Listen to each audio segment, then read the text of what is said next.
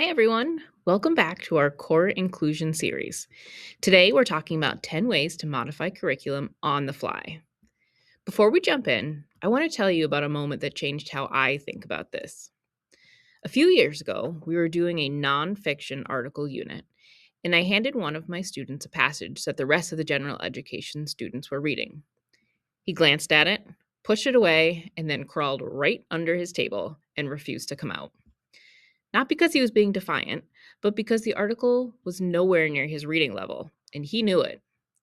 That was the moment that I realized behavior isn't always behavior. Sometimes it's just a kid saying, I can't access this the way it is. And like Allison always reminds me, the barrier is often the language, not the kid. So today, I'm sharing 10 practical strategies you can use in real time. No full lesson rewrites, just small changes that help kids stay in the learning instead of under the table. Before we continue, as a reminder, I am Katie from Practical Inclusion Solutions. I'm a special educator who works in inclusive classrooms, and everything I share comes from real days with real kids, not perfect Pinterest rooms. As evidenced by that, I'm in my real classroom after a real long day of teaching.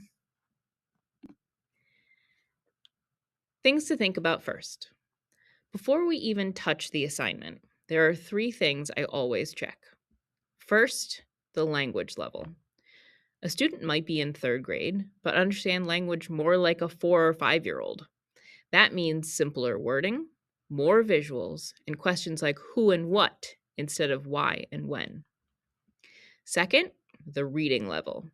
If the text is way above where a student can read, we bring in tools, audio, videos, text to speech, so they can still be part of the conversation. And third, stamina. Sometimes the goal isn't mastering every detail. It's staying engaged long enough to participate without hitting that frustration wall. One tool that saves me all the time is Diffit. You can take a long or complicated text and instantly shorten it, simplify the language, or change the reading level. It can even turn a YouTube video into a reading passage or make quick activities to go with it. Basically, it's like having a planning partner at 9:12 in the morning. This was the tool that I used and saved me during the nonfiction unit. I was able to take the 3rd grade article, run it through Diffit, and get immediate access to the same content but at a different reading level. It even included important vocabulary words as well as comprehension questions. Now, as a side note, I just received an email today saying that there is a new math component of Diffit. I have not explored it at all, but it sounds like that's something new that could be worth looking into. Strategy number 2, modify the amount of reading. Long passages overwhelm a lot of kids. So instead of handing over the whole thing, break it into smaller pieces. Read a section, pause, talk about it, then come back.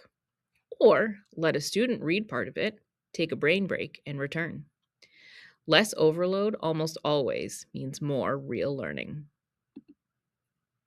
Strategy number 3, definition expert. Here's a strategy that students actually enjoy. Make them the vocabulary experts. Give each student one key word. Their job is to explain it in 2 to 5 simple words whenever it pops up in the lesson. So, if you're teaching a lesson on states of matter, you might call on the particular student responsible for the word liquid every time you say it. Joey, what did that mean again? Rotate the words each day so everyone gets a turn, and keep the definitions at their level. Strategy 4, visual supports with vocabulary. Pictures do so much heavy lifting. Print out images and simple definitions for the main vocabulary. Instead of holding everything in their head from a slide, students can match the word to the picture as you go. It takes pressure off processing and lets them focus on the ideas. You can also use our free vocabulary supports found in the resource library page of our website. These are perfect for differentiation for special education or language learning students.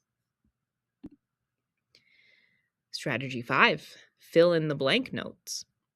For older students, note taking can be the biggest barrier. Try giving them the slides with a few keywords missing.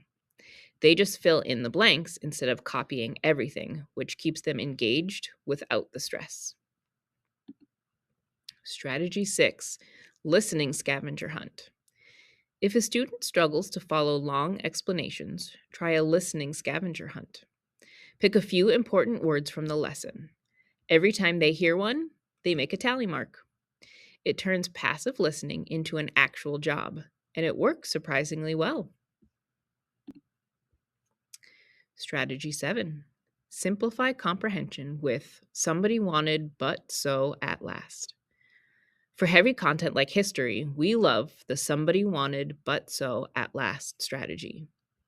It boils a complicated story down to who was involved, what did they want, what got in the way, and how did it end.